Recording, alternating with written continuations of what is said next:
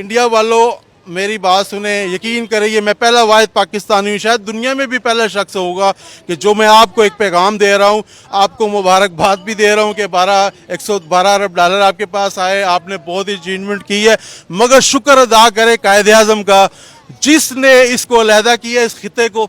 अगर ये खिता भी आपके पास होता, आपके पास 112 अरब डॉलर नहीं आते, आपका मुल्क तरक्की ना करता, आप चांद पे कभी नहीं पहुंच सकते थे। इस जैसी अवाम अगर आपके पास होती, ये अवाम आपके साथ होती, अगर हिंदुस्तान पाकिस्तान इकट्ठा होता, आज इंडिया इतना अच्छा ना जाता। कायदे आज़म ने पहला जलसा किया ना पेशावर में, तो कुर्सियों पे अफसर लोग बैठे हुए थे और गरीब आवाम खड़ी थी बेचारी। तो कायदे आज़म ने मुखातब होकर आवाम से, उनको कुर्सियों वालों को कहा, आप लोगों के लिए मैंने ना ये पाकिस्तान बनाया है। कुर्सी वालों को उसी टाइम कह दिया था, पहले जलसे में कायदे आज़म ने कह दिया था। और पठानों को हम समझते खरदमाग, कहते हैं ना पठान कौम खरदमाग है, इसको समझ नहीं आती। और पठान उसी दिन समझ गए थे कि हमारे साथ हाथ हो गया है। और जो खड़े थे बेचारे गरीब, उनकी तरफ कायदे आज़म ने कहा था आप लोगों ने सारी उम्र इसकी हिफाजत करनी है। और वही हो रहा है कि गरीब हिफाजत कर रहा है। अगर हम सिर्फ इंडिया से दोस्ती कर लें ना, दोस्ती कर लें, तो हमारी आधी गुर्बत ख़त्म हो जाएगी दुनिया से। आधी गुर्बत, यकीन करें अल्लाह की कसम, गुर्बत ख़त्म हो जाएगी। वहाँ पे चंद्रयान 3 का जहाज जा रहा था, सियारे पे चांद पे वो जा रहे थे, तो यहाँ शायद वो ये सब दुआएं कर रहे थे, या अल्लाह ये नाकाम हो जाएं, या अल्लाह दुआएं भी बहुत हो रही हैं। कम लोगों ने की होंगी ना, ज़्यादातर तो कोई भी नहीं चाहता कि इंडिया भले भूले। दिलों में तो बुग़्ज़ है ना। आपका हमसाया आपसे तरक्की कर रहा हो, आप जितने पैसे लेके चला हो, तो बेशक आप मुंह पे कहते रहो वाह जी वाह जी वाह जी, आपने बड़ी तरक्की की है, मगर दिल में तो आपके बुग़्ज़ होगा, ये जालिम के बच्चे ने कैसे कर ली, इसके भी यही कान है, यही मुंह है, यही कुछ है। दिल में आप रखेंगे बात, हमारे दिल में है कि वो क्यों तरक्की, बेशक हम इंडिया की तारीफ़ें करेंगे, मगर दिल में कहेंगे हम क्यों नहीं गिर करके, हमने क्यों नहीं किया। हम में मुनाफ़क़त बहुत है, हम मुनाफिक लोग हैं, इसीलिए हम उन जो भी आते हैं हमारे मुल्क में, सुबह नरेंद्र मोदी आ जाए, ये सारे लोग उसको सलाम करने चले जाएंगे, कहेंगे मोदी साहब आ गए हैं जी, सलाम करने चले जाएंगे। ठीक है, दिल में गालियां दे रहे होंगे और ऊपर से हेलो हेलो कर रहे होंगे। तो ये ऐसे तो कोई मुल्क तरक्की नहीं करता भाई। अभी जॉन पॉप ने भी सब दुनिया को ख़त लिख दिया है कि पाकिस्तानियों को कुछ इलाज करो, इनको अपने मुल्क में वापस भेजो। रही सही कसर, अगर ये पाकिस्तानियों को वापस भेज दिया, ठीक है, तो फिर यहाँ कहाँ से पैसे आएंगे। अभी जो 4-5 अरब डॉलर आते हैं ना, वो भी नहीं आएंगे। हम किसी को पैसे भी दे दें ना, वो पहले 10 दफ़ा उस नोट को चेक करता है कि पता नहीं असली वाला है कि नकली वाला है।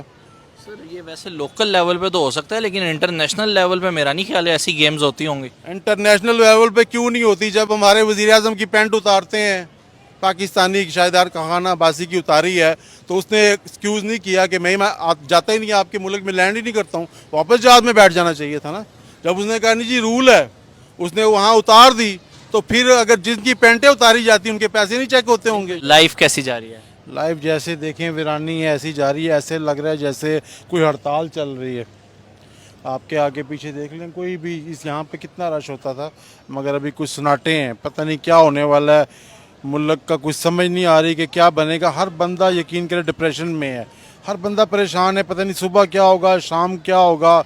और हमसे तो अभी सुनने में आ रहा है कि इंडिया तो पहले वो चांद पे पहुंच गया है। आज वो खबर आई है कि जी 100 पता नहीं कितने अरब डॉलर उनके मुल्क में आए हैं।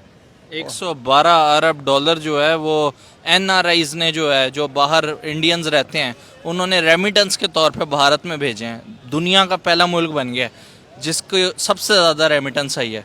जाहिर सी बात है, देखिए ना, वहीं पे इंसान पैसा भेजता है कि जहाँ पे उनको इत्मीनान होता है। पाकिस्तानी भी ओवरसीज़ बाहर हैं और रोज़ाना मतलब हुकूमत ऐलान करती है कि ओवरसीज़ हुंडी के ज़रिए पैसे ना भेजें, मतलब लीगल तरीके से भेजें, हमारा फ़ायदा हो।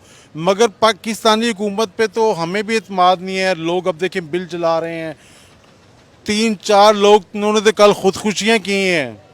माओ ने खुदकुशी कर ली है कि बच्चों के मैं पालूंगी या कि मैं बिल दूंगी, उसने जहर की गोलियां खा ली हैं। ठीक है, अब इस मुल्क के इतने हालात हैं कि सिविल नाफरमानी की तरफ ये जा रहा है, तो इस मुल्क में तो कोई पागल तो नहीं कि पैसा भेजेगा। जो भेजता भी होगा वो भी कहता होगा कि यार इधर ही रोक लूँ, ये भी मेरा पैसा कहीं गलत ही जगह ना चला जाए। सर आए हैं, पाकिस्तान को भी आए हैं, लेकिन 5 अरब डॉलर आए हैं, उनको 112 अरब डॉलर और हमें 5 अरब डॉलर। सर ये ऊँट के मुंह में जीरा है ना, ये तो कोई पैसे ना हुए ना, ये तो इतने से पैसे इसलिए आ रहे हैं कि सिर्फ इस मुल्क को थोड़ा सा जैसे चला रहे हैं कि बस ये दुनिया पे नक्शे पे रहे, बस चला रहे हैं बस, और वेंटिलेटर पे पाकिस्तान पड़ा हुआ है, ठीक है।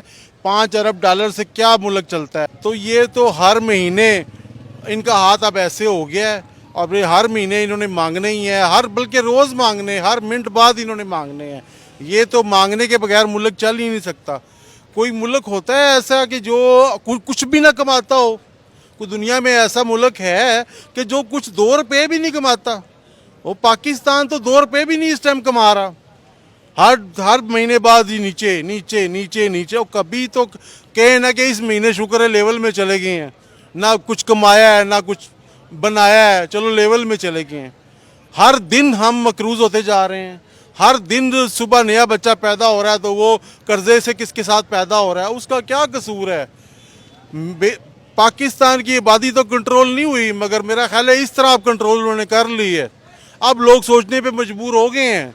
आप देखें 4, 5, 10 सालों में बच्चों की पैदाइश बहुत कम हो गई है, जितनी पहले होती थी। लोग इतने ऐड चलते थे टीवी पे, जी आबादी कम करो, अब वो ऐड नहीं चलाते। लेकिन सर दुनिया में अभी भी चौथा बड़ा मुल्क है जो आबादी बढ़ा रहा है इस टाइम दुनिया के अंदर। वो बढ़ा तो इसीलिए रहे हैं कि इसी चक्कर में है कि कोई अच्छा एक माई का लाल पैदा हो जाए जो बाहर चला जाए और वहाँ से हमारे सब के लिए खर्चे भेज दे। हर बंदा इस चक्कर में है कि मेरा एक बच्चा तो बाहर चला जाए, मेरा कोई एक बच्चा चला जाए जो हमारे सब के दिन फेर दे। तो कब तक भाई बाहर जब अब जो कुछ आप कर रहे हो पाकिस्तान में, क्रिश्चनों के साथ कर रहे हो, मिनार्टी के साथ कर रहे हो।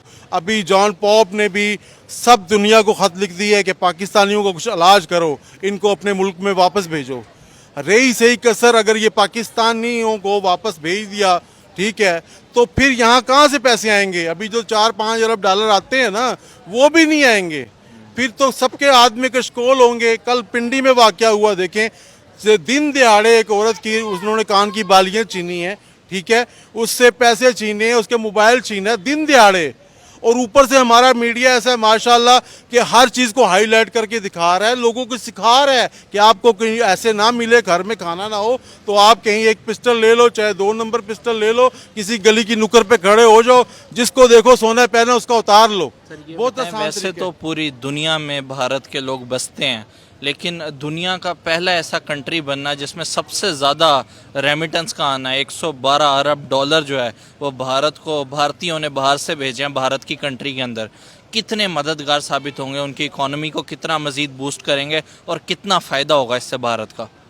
बहुत फ़ायदा होगा। देखें, एक कहीं से भी कोई पैसा आया बाहर से, जो भी इस टाइम तो दुनिया में डॉलर ही चल रहा है ना, डॉलर के बगैर तो कोई बाहर से कोई चीज़ हम नहीं खरीद सकते। हमारा रुपया या इंडियन रुपया तो बाहर नहीं चलता ना। जब इतने डॉलर आ जाएंगे, अब आप जिस मुल्क को भी पता होगा जिसके पास बिल फर्ज कोई स्टॉक पड़ा है, इस टाइम रशिया के पास, रशिया की जंग लगी हुई है, रशिया के पास किसी चीज़ का स्टॉक पड़ा है, वो सबसे पहले भारत को फ़ोन करेगा, भाई आधी कीमत पे मेरे पास इतना माल पड़ा है, इतनी गंदम पड़ी है, उठाना है। उसको पता है इसके पास डॉलर पड़े हैं तो वो उसको देगा। इतना मेरे पास चावल है, कोई भी चीज़, वो इंडिया तो इस टाइम वो टिकट है ना उसके पास, जिसके पास नगद पैसे होते हैं। जब आप नगद पैसे मार्केट में लेके निकलते हैं ना, तो आप 100 वाली चीज़ 50 में लेके आते हैं, और जब आपके पास पैसे नहीं होते हैं 50 वाली चीज़ आप 100 में लेके आते हैं। और पाकिस्तान की क्या हालत है इस टाइम? पाकिस्तान की तो ये हालत है कि पाकिस्तान तो मांग मांग के इकट्ठे करता है। वैसे तो पैसों से भी हमें कोई कुछ नहीं देता। हम किसी को पैसे भी दे दें ना, वो पहले 10 दफ़ा उस नोट को चेक करता है कि पता नहीं असली वाला है कि नकली वाला है। सर ये वैसे लोकल लेवल पे तो हो सकता है, लेकिन इंटरनेशनल लेवल पे मेरा नहीं ख्याल है ऐसी गेम्स होती होंगी। इंटरनेशनल लेवल पे क्यों नहीं होती? जब हमारे वज़ीर आज़म की पैंट उतारते हैं, पाकिस्तानी शायदार खाना अब्बासी की उतारी है, तो उसने एक्सक्यूज़ नहीं किया कि मैं जाता ही नहीं, आपके मुल्क में लैंड ही नहीं करता हूँ, वापस जहाज़ में बैठ जाना चाहिए था ना।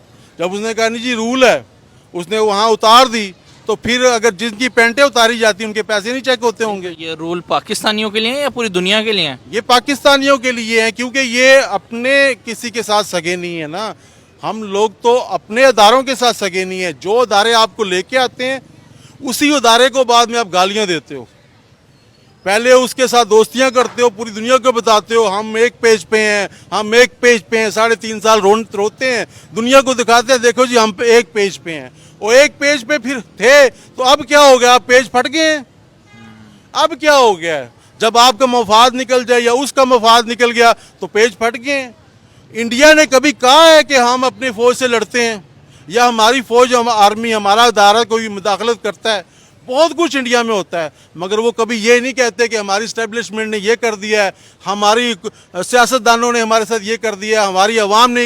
वो कभी भी नहीं ऐसे करते। वो अपने घर के मामले घर में निपटाते हैं। हम अपने घर के ही अपना पल्ला उठाते हैं, पेट नंगा सबको दिखाते हैं और हम अपने मामला दुनिया को बताते हैं, रोना पीटना डालते हैं। तो वो इंडिया का अगर तरक्की कर गया तो उसने अपने मामलात को ढक के काम किया है, ठीक है, किसी को बताया नहीं, कानो कान खबर नहीं होने दी, उन्हें अपने मामलात ठीक किए हैं, तभी लोग एतमाद कर रहे हैं, उनके बाहर से इतने पैसे आ रहे हैं, इतने अरबों डॉलर उनके पास आ रहे हैं। अगर आज मैं इंडिया को एक पैगाम देना चाहता हूँ कि इंडिया वालों मेरी बात सुने, यकीन करिए मैं पहला वाहिद पाकिस्तानी हूँ, शायद दुनिया में भी पहला शख्स होगा कि जो मैं आपको एक पैगाम दे रहा हूँ, आपको मुबारकबाद भी दे रहा हूँ कि 112 अरब डॉलर आपके पास आए, आपने बहुत ही अचीवमेंट की है। मगर शुक्र अदा करे कायदे आज़म का जिसने इसको अलहदा किया, इस खिते को। अगर ये खिता भी आपके पास होता, आपके पास 112 अरब डॉलर नहीं आते, आपका मुल्क तरक्की ना करता, आप चांद पे कभी नहीं पहुंच सकते थे। इस जैसी अवाम अगर आपके पास होती, ये अवाम आपके साथ होती, अगर हिंदुस्तान पाकिस्तान इकट्ठा होता, आज इंडिया इतना अच्छा ना जाता।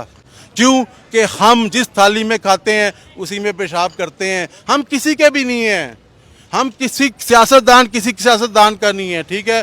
12 जमातें इकट्ठी थी, मज़े लूट के चले गए हैं, पीछा सारा मलबा निगरान हुकूमत पे डाल गए हैं। नहीं सर, वो कहते हैं कि रेमिटेंस अगर आती है, अगर डॉलर ऊपर जा भी रहा है तो उसका कोई वो नहीं, रेमिटेंस भी तो आ रही है तो फायदा ही हो रहा है मुल्क का। मुल्क का फायदा तो उसी को हो रहा है ना जिसका बच्चा बाहर जा रहा है। हाँ। उसको तो फायदा नहीं हो रहा ना जिसका। ये नहीं बता रहे कि महंगाई कितनी हो रही है डॉलर के ऊपर जाने से। देखें अब ये एजेंट वगैरह जो हैं बाहर किस तरह बंदे को भेज रहे हैं कि ये कहते हैं ना देखो जी आपको 1000 रियाल मिलेंगे, आपको 500 डॉलर मिलेंगे, वहाँ पे इतनी तनख्वाह है। वो लोग पैसे काउंट करते हैं तो वो खुश हो जाते हैं कि इतने हज़ारों लाखों बन जाएंगी तनख्वाह। वो फटाफट अपनी ज़मीनें बेचते हैं, सब कुछ बाहर जाते हैं। वो ये नहीं सोचते कि जब तक हम वहाँ पहुँचेंगे तब तक डॉलर कहाँ पहुँच जाएगा, हमारे मुल्क में चीज़ें कितनी महंगी हो जाएंगी, ये डॉलर भी काम नहीं करेंगे। ये तो हम नहीं सोचते। हम क्यों नहीं इस बात पे आते कि 1950 में 2 रुपए का डॉलर था, फिर 1-1 रुपया बढ़ा है, तो हम ये इस पे डॉलर को नीचे लाने की कोशिश क्यों नहीं करते? हम क्यों नहीं अपने मतलब है कि जो लोग फारग ज़ाया फिर रहे हैं, ठीक है, उनको क्यों नहीं किसी कामों पे लगाते? क्यों नहीं पाकिस्तान में यकीन करें आज एक उड़ती खबर आई है कि तालिबान ने कहा है कि अगर पाकिस्तान किसी से नहीं संभाला जाता तो हम आ रहे हैं। ये मैं आपको आपके चैनल पे बता रहा हूँ। और अनकरीब, और ये हमारे कुरान पाक में भी लिखा हुआ है, हमारे नबी करीम सल्लल्लाहु अलैहि वसल्लम ने भी कहा था कि एक इनकलाब मशरक़ की तरफ से आएगा, और यही वही जगह है। और जो हालात चल रहे हैं, तालिबान स्टेबल हैं, उन पे लोग यकीन भी करते हैं। यकीन करें, जब वो सवात आ सकते थे, इस्लामाबाद के करीब पहुंच सकते थे, तो लाहौर पहुंचना, वैसे ही वो कहते हैं कि जेलम तक तो हमारा है, तो आगे आना उनके लिए कौन सा मुश्किल है। और जिस हालात में हमारी अवाम है इस टाइम, जिस मुश्किल में अवाम है, यकीन करेंगे तालिबान को सलूट करेगी, कहेंगे आओ, शायद यही हमें कुछ सीधा रास्ता दे दें, शायद यही हमारी को मदद कर दें। पाकिस्तानी पाकिस्तान में रहना नहीं चाहता। आज भी अफगानिस्तानियों को अगर आप वीज़ा दें, अगर 50 लाख का भी वीज़ा पाकिस्तान का दें तो हर अफगानी वीज़ा लेने के लिए तैयार है। मतलब है कि नेशनलिटी लेने के लिए पाकिस्तान की हर अफगानी 50 लाख अफगानी इस टाइम भी पाकिस्तान में कमा रहा है, और सारे अफगानी कारोबार बिजनेस कर रहे हैं। लेकिन जो पाकिस्तानी हैं वो क्यों ना खुश हैं? वो इसलिए ना खुश है कि पाकिस्तानी हमारा हर हराम है, काम नहीं करते हैं, बाहर जाके करते हैं, अपने मुल्क में बेइज्जती समझते हैं, काम नहीं करते हैं। वो काम करते हैं, वो अफगानी लोग जो हैं वो काम मेहनत करते हैं, इसी का वो कमाते हैं, इसी का खाते हैं। हम शॉर्टकट ढूंढते हैं पाकिस्तानी। तो एक और बात आखिर में करता चलूं कि जब कायदे आज़म ने पहला जलसा किया ना पेशावर में, तो कुर्सियों पे अफसर लोग बैठे हुए थे और गरीब आवाम खड़ी थी बेचारी। तो कायद आज़म ने मुखातब होकर आवाम से, उनको कुर्सियों वालों को कहा, आप लोगों के लिए मैंने ना ये पाकिस्तान बनाया है। कुर्सी वालों को उसी टाइम कह दिया था, पहले जलसे में कायद आज़म ने कह दिया था। और पठानों को हम समझते हैं खरदमाग, कहते हैं ना पठान कौम खरदमाग है, इसको समझ नहीं आती। और पठान उसी दिन समझ गए थे कि हमारे साथ हाथ हो गया है। और जो खड़े थे बेचारे गरीब, उनकी तरफ कायद आज़म ने कहा था आप लोगों ने सारी उम्र इसकी हिफाजत करनी है। और वही हो रहा है कि गरीब हिफाजत कर रहा है और गरीब बेचारा, देखे गरीब ही ओवरसीज है ना, सारे गरीब ही बेचारा बाहर जाके मजदूरियां कर रहे थे ना। अगर जो अमीर कोई जाता भी है प्रॉपर्टी बेच के, तो वहाँ पे इतना बड़ा बिजनेस करता है, वो तो पाकिस्तान आने की कोशिश नहीं करता। वो तो अपने पैसे पाकिस्तान नहीं भेजता। अरबों डॉलर लोगों के पास हैं, पाकिस्तानियों के पास बड़ी बड़ी कंपनी है, 50-50 मुल्कों में पाकिस्तानी काम कर रहे हैं, फैक्ट्रियाँ लगाई हुई हैं, मगर वो पाकिस्तान पैसा नहीं ला रहे। गरीब पैसे भेज रहा है, जो कमा रहा है वो गरीब भेज रहा है। गरीब ही आज तक पाकिस्तान को बचा रहा है और अमीर मज़े से कुर्सियों पे बैठ के खा रहे हैं। तो बस जिसका कौम का नक्शा ही पहले से गलत हो, वो कौम क्या तरक्की करेगी। गुड लक, बस इंडिया वाले खुश रहें, बस शुक्र करें कि कायद आज़म उनके लिए मसीहा बना है, हमारे लिए नहीं बना। हम तो यही समझते रहे कि कायद आज़म ने पाकिस्तान बना दिया और हम अब खुशहाल हो जाएंगे। उलट हो गया सारा कुछ भाई। ये तो पता नहीं अब कैसे सीधा होगा, बहुत मुश्किल हालात हैं। अगर इंडिया के साथ ये वापस भी चला जाए, इंडिया इसको ले भी ले, तो शायद इंडिया फिर डूब जाए, फिर दोबारा पाकिस्तान जैसा उसका हाल हो जाए। पाकिस्तान, मैं तो कहता हूँ पाकिस्तान को चाहिए कि इंडिया से दोस्ती करे, हाथ बढ़ाए, उनका उसका बड़ा भाई है, जैसा भी है, शायद वो मुश्किल में हमारे टाइम काम आए। अगर हम सिर्फ इंडिया से दोस्ती कर लें ना, दोस्ती कर लें, तो हमारी आधी गुर्बत ख़त्म हो जाएगी दुनिया से। आधी गुर्बत, यकीन करें अल्लाह की कसम, गुर्बत खत्म हो जाएगी। हमारी जो टमाटर 20 रुपए किलो इंडिया में है, वो हम दुबई के जरिए खरीद रहे हैं। जो प्रोडक्ट भी दुबई के जरिए खरीद रहे हैं, वो वाघा बॉर्डर से सस्ती आएगी। सही बात है। ठीक है, इतना बड़ा बॉर्डर है, इतने शहर लगते हैं, कम से कम 50 पॉइंट खुल सकते हैं।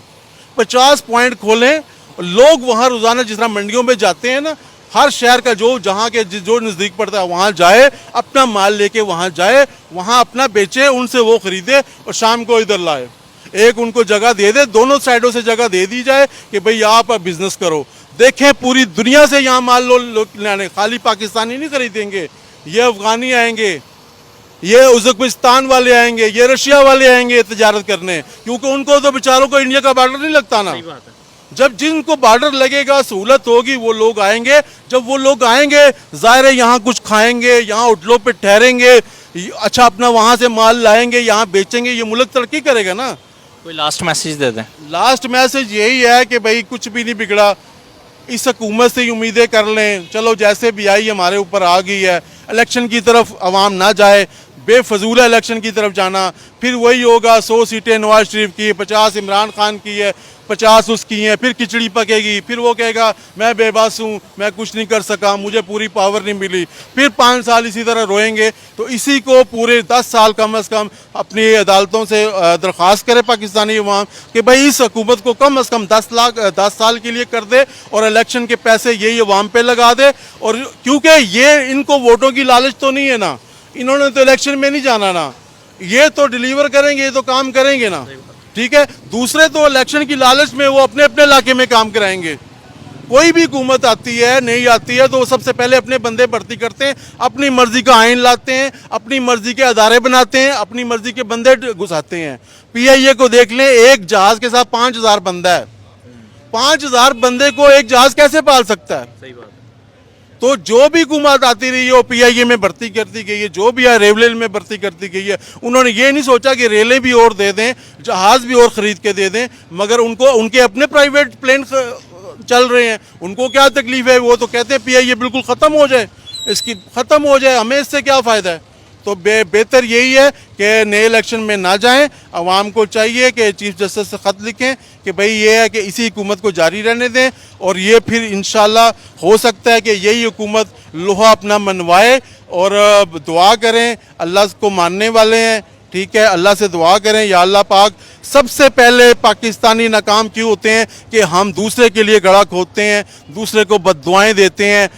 वहाँ पे चंद्रयान 3 का जहाज जा रहा था सियारे पे, चांद पे वो जा रहे थे, तो यहाँ शायद वो ये सब दुआएं कर रहे थे, या अल्लाह ये नाकाम हो जाएं, या अल्लाह नाकाम दुआएं हो भी जाएं। बहुत हो रही मगर हैं। कम लोगों ने की होंगी ना, ज्यादातर तो कोई भी नहीं चाहता कि इंडिया भले भूले, दिलों में तो बुग़्ज़ है ना। आपका हमसाया आपसे तरक्की कर रहा हो, आप जितने पैसे लेके चला हो, तो बेशक आप मुंह पे कहते रहो वाह जी वाह जी वाह जी, आपने बड़ी तरक्की की है, मगर दिल में तो आपके बुग़्ज़ होगा, ये जालिम के बच्चे ने कैसे कर ली, इसके भी यही कान है, यही मुंह है, यही कुछ है। दिल में आप रखेंगे बात, हमारे दिल में है कि वो क्यों तरक्की कर, बेशक हम इंडिया की तारीफें करेंगे, मगर दिल में कहेंगे हम क्यों नहीं गिर करके, हमने क्यों नहीं किया।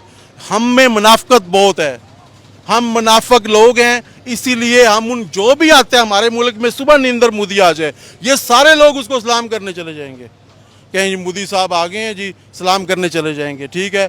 दिल में गालियां दे रहे होंगे और ऊपर से हेलो हेलो कर रहे होंगे, तो ये ऐसे तो कोई मुल्क तरक्की नहीं करता भाई। मुनाफकत छोड़ो, सीधे सीधे चलो, सीधा जो इस्लाम ने सिखाया है हमें, जो हमारे नबी पाक सल्लल्लाहु अलैहि वसल्लम ने सिखाया है कि जिससे बात करो, जो वादा करो उसकी खिलाफी ना करो, किसी की इमानत में खयानत ना करो, किसी का दिल ना तोड़ो, क्योंकि दिलों में अल्लाह रहता है। और हम रोज़ाना दिल तोड़ते हैं, अपने घर का गुस्सा, अपनी बीवी का गुस्सा बाज़ारों में निकालते हैं, ठीक है, अपने बच्चों का गुस्सा बाज़ारों में निकालते हैं, अपने मतलब कि सारे मुआशी बुरानों का हम उस गुस्सा अपनी हुकूमत में निकालते हैं, पुलिस पे निकालते हैं, स्टैब्लिशमेंट निकालते हैं, मगर अपने घर को हम ठीक नहीं करते।